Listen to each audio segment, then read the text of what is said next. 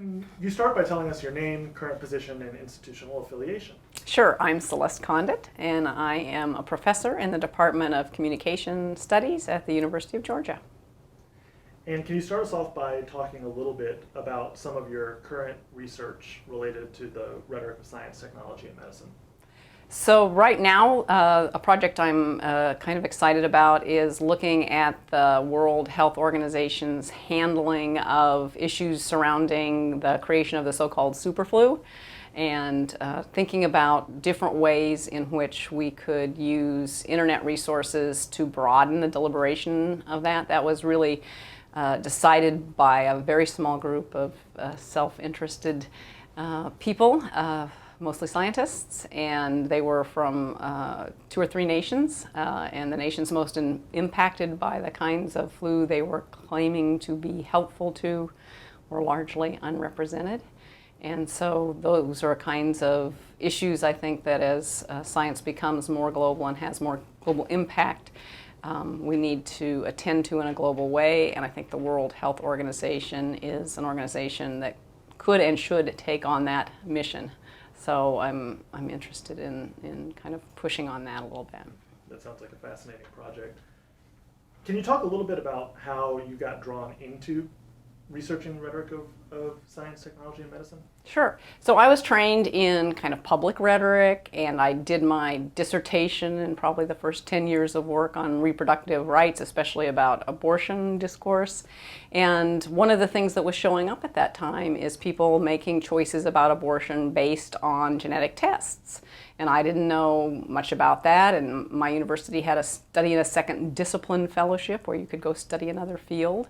And I signed up to study genetics, and once I started learning about genetics, I was like, wow, this has implications for abortion, but a whole lot of other things. This was in the, exciting, fancy, early expansion of genetics, and so that became a topic in its own right for me. So what can you tell me about the history of ARST and your involvement with it? Do you recall any memorable moments from past ARST meetings that you'd like to share?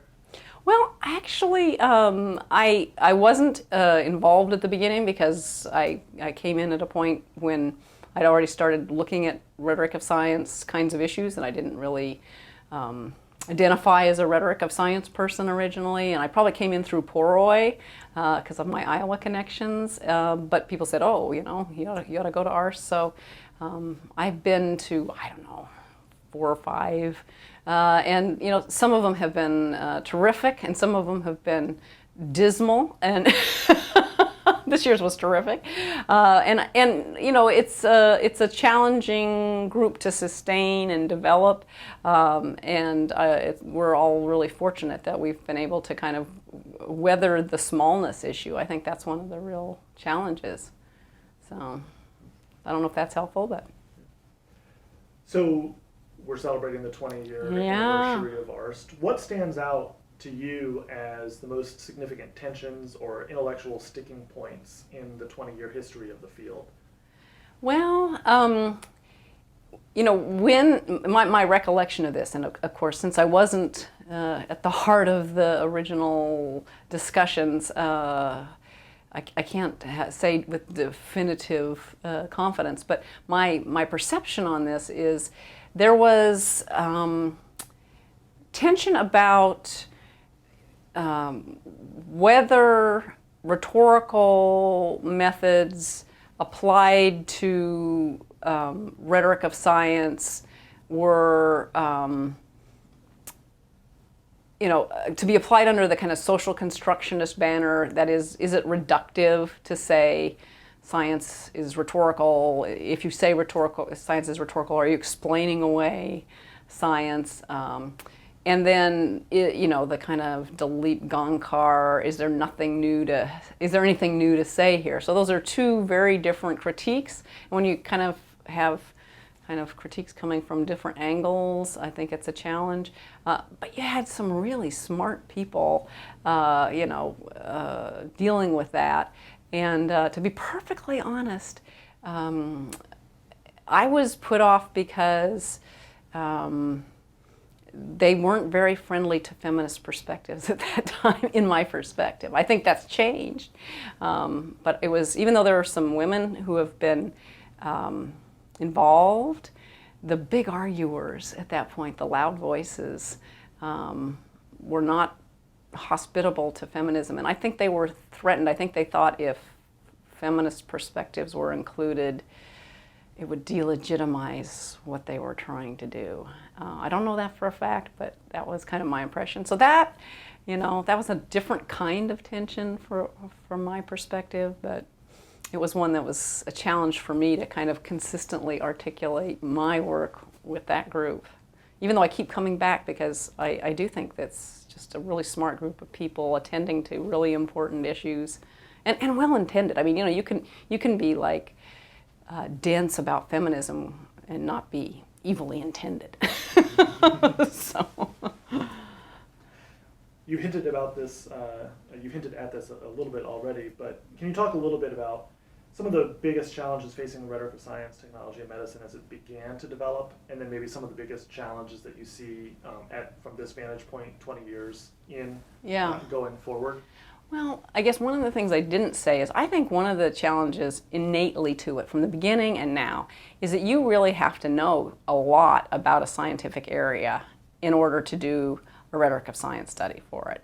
And that makes the bar for entry to good work pretty high. And I think that's one of the reasons, even though it's, in my view, just really vitally important work, you don't see nearly enough people engaging in these questions. So I think that's, I don't know if that's a tension, but that's a challenge, I guess I'd say. And then we had lovely discussions today about what the challenges are. I mean, scientists have reasons, interests, perspectives, and probably power enough to not want to listen to what we have to say. I think the challenge with speaking with the public is by and large uninterested in science too. It's like, give me my camcorder, but I don't really care how you made it. So I think we talked about the difficulty of the audience. So we do end up talking to ourselves a lot. I think that's getting better, but I think it's still a challenge. On the other hand, in an ideal world, and I think there's a possibility that 200 years down the road, this will be a possibility that we'll think it's actually just a good thing to understand science better and medicine better and technology better in that kind of old sense of academic understanding. That's my hopeful future, is that we're actually going to be able to harness the power in our technologies that we've created in such a way that we're not just putting people into unemployment, but that we're actually going to figure out how to take that productivity that we've developed to let more people have lives that are art or scholarship or some of the kind of non-necessity things about human life. So. And we have to wait 200 years for that? Well, I'm afraid that might be the case. I mean, we could get more optimistic than that. But, that's a big revolution you're talking. Societies have to, first we're going to get it's not that I'm optimistic about robotification, but we are moving in those kinds of directions. We're shifting our workforce, all of that kind of thing. And it's really clear, I think, at this point that the robots are going to just do almost any kind of line manufacture. There's just not going to be those jobs. So you have to go through the revolution where you complete that industrial cycle, and then you're going to have the social dislocation of all the people unemployed, and then you have to have the fights in the revolution about how you're going to restructure your society. I'm getting way off the topic, but I mean... I love it though, because that's the argument I've been running recently about why communication is the major of the 21st century. Because robots will take over every other professional career, creativity, imagination, and human communication is always going to. There's a kind of permanence to that. Yeah, hopefully so, because right. We are a social, communicative, symbol using, symbol misusing animal, and. There's just, when you sit down and you think about what kind of lives do you want for people, I don't think everybody has to be a scholar, but everybody should have the chance for that kind of growing of human capacity. So maybe it's art or music or dance or or science. That's another kind of thing. So. You've done a lot of interdisciplinary work with scientists. I imagine there have been a number of challenges there. Would you care to elaborate on any of those, or maybe identify a couple of issues that you had to respond to or deal with in order to make that interdisciplinary collaboration really sing? Well, I'm not sure I've ever really made it sing, but get by. Do what you can do. So first I want to say that there's some wonderful individual scientists who are thoughtful and interested in the world and interested in communication and in productive ways. But by and large, I think you have to deal with I've had to deal with tremendous arrogance. I've had scientists tell me communication. I don't need a PhD to tell me how to do that. I've had to constantly tell people, no, actually there are research literatures on these things, whether it's a kind of rhetoric of science literature, or whether it's a more social science literature. They can't imagine the materialization of communication which is required to imagine a scientific or even scholarly study of this. And I think there really are kind of, our discipline or disciplines has our moments of arrogance, about what we do.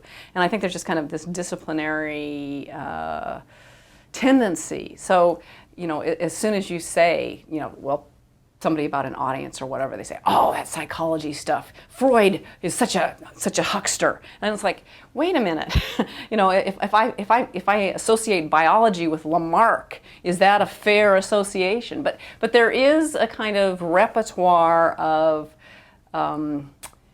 delegitimization of all social science, delegitimization of humanities. They are comfortable with the fine arts. So I have to be tough, and I have to be patient, and I have to assume that I really am going to have to educate them. And sometimes that works, and sometimes it's not, because it takes time. I mean, they have to be willing to kind of spend time. And one of the interesting things that I've heard 2 or 3 times from scientists is trying to read work that I've given them is, it's so many words. They're used to reading an abstract and looking at a couple of charts, and that's it, that's all they need to get an article. And so you hand them a 12,000 word article and say, you got to read all of this to understand this. And of course, they aren't going to understand it all just based on one article. So there is a big effort gap there. And so you have to spend a lot of time yourself kind of condensing things, summarizing things, coming up with good examples to illustrate. Sometimes I've made a little bit of progress. But I mean, one of the reasons that I'm kind of setting genetics aside is I don't feel like I've made very much progress. What do you see as your biggest contribution to the rhetoric of science, technology, and medicine? And can you place it in conversation with some of the broader themes in the field? Well, I don't know. How does one assess one's own work? I guess I'm guessing that if other people said what a contribution I'd made, they would say, I happened to write a book at the right point in time on genetics that kind of spoke to a rhetorical sensibility, but also was kind of systematic in a social sciencey kind of way. And so several audiences could say, oh, look, we can do books about these things. So I think maybe that was just kind of a good timing thing. And maybe, I guess, again, I just stumbled into getting a lot of money from the federal government pretty early on, and people said, "Oh, wow," you know. So it's been a model for folks. I don't know. Yeah. Can you talk a bit about how that particular book on genetics perhaps connects to some of the larger themes in Rhetoric of Science, like invention or figuration, and perhaps in the context of talking through what you see rhetoric as adding to studies of science? Well, I mean, the book uses several bits of rhetoric, so it has, I think, a Burkean orientation. So Burke offers this kind of comic frame to human rhetoric, and I tried to write the book in a comic frame, and I tried to set Burke up really as the person who does that. And I think that is one way of approaching this tension we've talked about, where what are you doing when you're doing, you know, Rhetoric of Science? Are you just deconstructing what's going on? And you know, the comic frame kind of tries to say, okay, we're all in this, and we all have warts, and you're on the one hand cutting things down to size, but on the other hand, in cutting things down to size, you're not demeaning them. You're putting them on an equal with yourself. And so that's what I try to do in that book, is not to demonize the genetics as equivalent to eugenics, which was really kind of the major theme about genetics in social science and the humanities at that point. Still often is, but to say, okay, you know, there was something of this problem in eugenics, but it was also kind of blended in with all these other things, and then it morphed through time, and that to reduce what it's morphed into to being exactly equivalent to what it was before is to not recognize that rhetorics are concrete and specific, and that if you're making the argument that the way genetics is in, you know, 1980 is exactly the same as eugenics, you're not looking at rhetoric. You know, you're stripping away all the particularities of how it interacts and it plays and so on. So it's different than, say, folks who look at tropes or some of the other kinds of ways, even kind of topical orientations. It's taking a particular frame to rhetoric, and then, you know, blending that with counting. You know, rhetoric is really good at a single text, all the traditional methods, but when we start to try to take rhetoric and expand it to multiple texts, there's lots of stress on what you can do, because you can really cherry pick, you know, pick and choose the examples or whatever. And I tried really hard to use kind of a social scientific frame to avoid the cherry picking, to force myself to really attend to the discourse in a more, in a way that corrected for my biases more. So, you know, that's different than what a lot of Rhetoric of Science folks do, but I think it's probably, I would at least argue, it's still a productive thing to do. Is there a particular term from the Rhetorical Lexicon that you think illuminates studies of science and technology in medicine? No. I mean, there's just, you know, that's kind of It's more a sensibility. It's a sensibility, and it's also, I mean, there's this old metaphor of the toolbox. But I think it's a pretty good metaphor, because discourse is really complicated. And so what you have as a trained rhetorician is an awareness of all of the components that go into discourse. I mean, when I read a text as a rhetorician who knows a lot about rhetoric, I see all of the pieces, you know, that are kind of going into making up that text able to do what it does. And when I write about it, yes, it's a sensibility in the sense that if I see where the linchpins are, or I see where the kind of weak spots are, or I see where things come in from, and so no one of those is the key term that captures all discourse. But having the knowledge of all of what goes on in any piece of discourse really is what enables you then, as you say, to use that sensibility to kind of point out what's interesting or what's critical or what needs more attention. So I have a difficult question now. Okay. The rest of these have been easy. The rest of these have been softballs. But, if you had to identify one telos for rhetoric of science, technology, and medicine, if you were to recommend to a junior scholar perhaps, what should the focus, what should the purpose of your work be? Should it be to influence primarily other scholars, other scientists, or the public at large? What would you recommend? Where would you put your eggs? And where have you put your eggs? So again, thinking really, really big.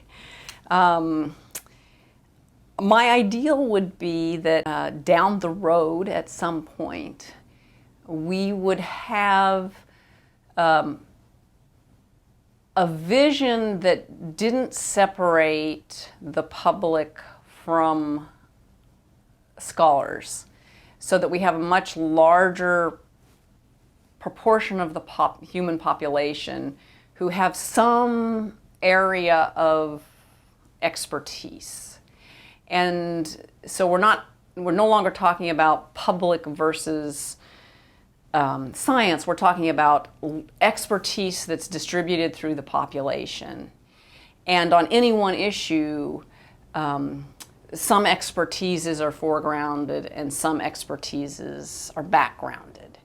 And to get to that point and to understand how that kind of social body would work would require that all of those experts have some sensitivity, much more sensitivity than we are prone to have now, to the way in which symbol systems, language, but also visual systems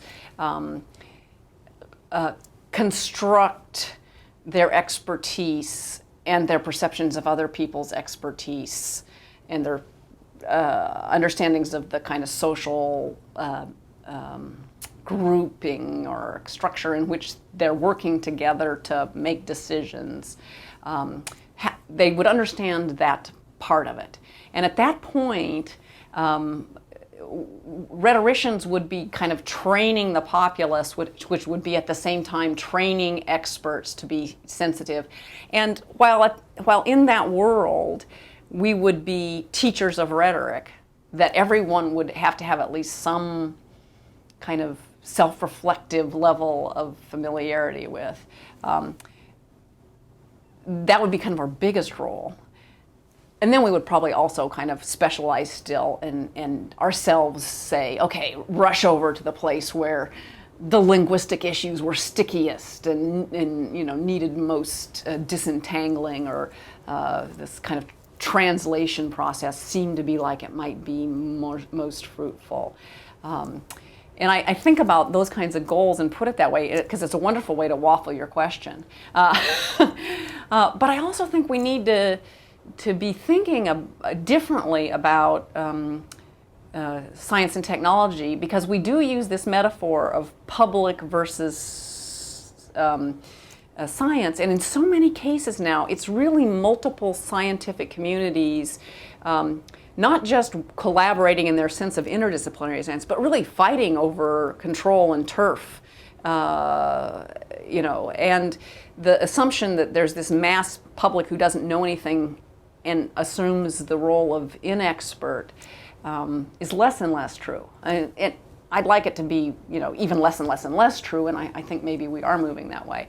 But I think that's a constructive way to think about it, to get rid of this notion of the public who doesn't know anything or who are never experts, whose only expertise they have to bring to bear is their kind of personal experience or whatever, because all of our knowledges are too intersecting for that really to capture a lot of what needs to go on. And again, the flu case is a great example of this, where you had kind of bioterrorist experts, you had vaccine experts, you had people who were geneticists who knew how to make new bugs. And, you know, really what happened in that discourse, that is one of the things that happened that was importantly wrong, was that the people who knew how to make more bugs were the ones who got to define the issue, and the people who knew how to, whether this was really relevant to vaccine delivery and so on and so forth, which the bug makers were claiming, got shut out of the conversation. And frankly, even the biocontainment, biosecurity people got shut out of the conversation. So it was really, you know, what expertise gets brought to the table as important as, you know, does everybody around the world, and, you know, so on, which are also important questions. It's kind of nice that you ended up there. It brings us almost full circle here, because early on you said your current research is kind of how can we use the internet to expand deliberation around flu, and then you're talking here about your hopeful moment about sort of the expansion of public expertise. And of course, lots of people have said that the internet is one of those things that is doing precisely that. How might we take advantage of the opportunity that the rise of a new medium, the internet, seems to be providing for communication scholars, specifically for rhetoricians of science, technology, and medicine? Are there particular opportunities that you would suggest we pursue in sort of thinking through how this new medium is sort of refiguring the relationship between science and its rhetorics? Or would you care to elaborate a little bit more about the role of the internet in your own research now? Well, I mean, my instinct so far has been to kind of push governmental bodies to use the internet more to facilitate participation. But I mean, I think strategically for people in ARST, one of the things that came up again in the conversation today, I think, is that there are places where the kinds of contributions that people doing rhetoric of science and technology have to make could be foregrounded via the internet, and we can see, you know, maybe more uptake of the contributions that we have to make. So, you know, I'd play ambulance chaser. I'd get a group of 4 or 5 really good rhetoric of science people together and say, okay, pick a fire, and you know, let's all of us build something together, a contribution that we think is kind of designed for sharing on the internet, and see what happens. So, you know, I think that's a resource that probably doesn't fit all of our natural instincts, because we probably are, many of us, you know, pile in our studies with our books kind of people. But that would be a way to another way to kind of see whether there's something that can be built here that can be more shareable. So what other future directions, either in terms of topics or methods, perhaps, do you see for rhetoric of science, medicine, and technology research?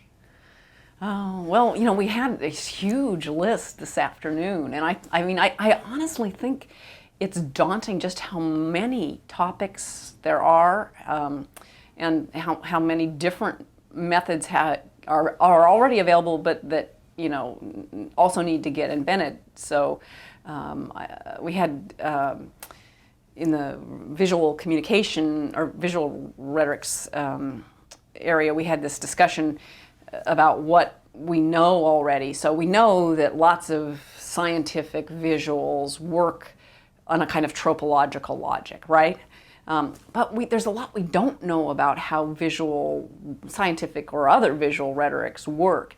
And some of what Randy Harris is bringing to the table starts to broaden that. But I also think all the stuff that we know about how human minds process visual images is a place for us to go as an inventional resource to kind of broaden, you know, what other tools we want to bring to those kinds of questions. And then, of course, our old approach of kind of looking and seeing. So there's a person who's not a rhetorician, but Andy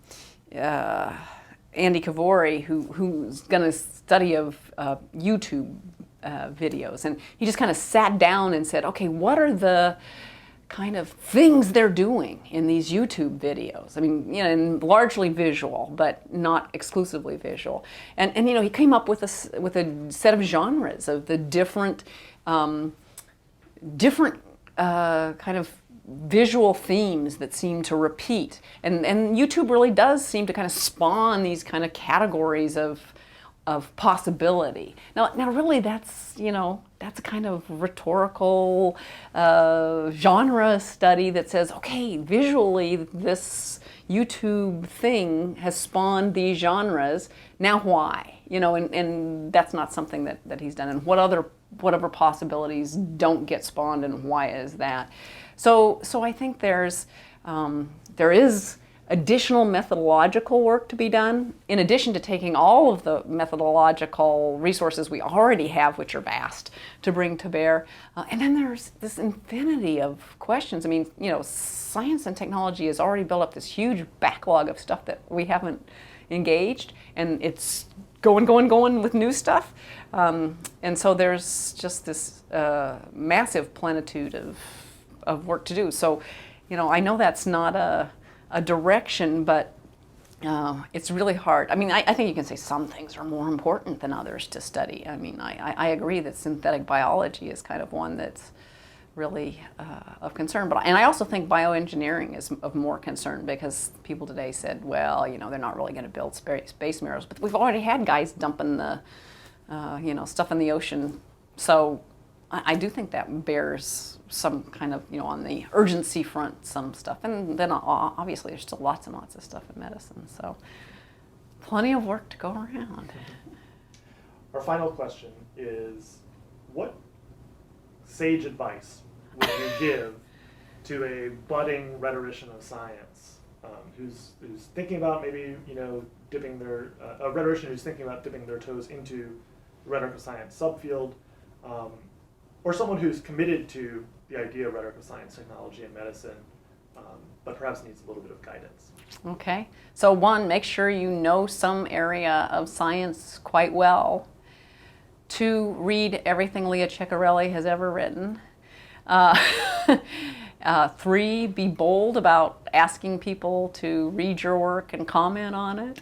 But this is really not only important work, but in some ways it's one of those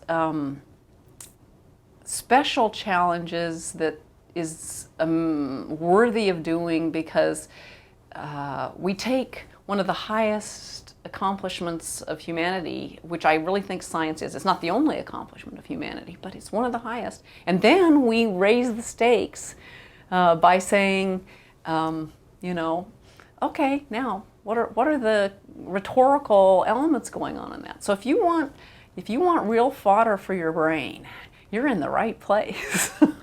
So you're going to be daunted by that sometimes, but it's one of the loveliest challenges that you can take on. And what else would you want to do with your life?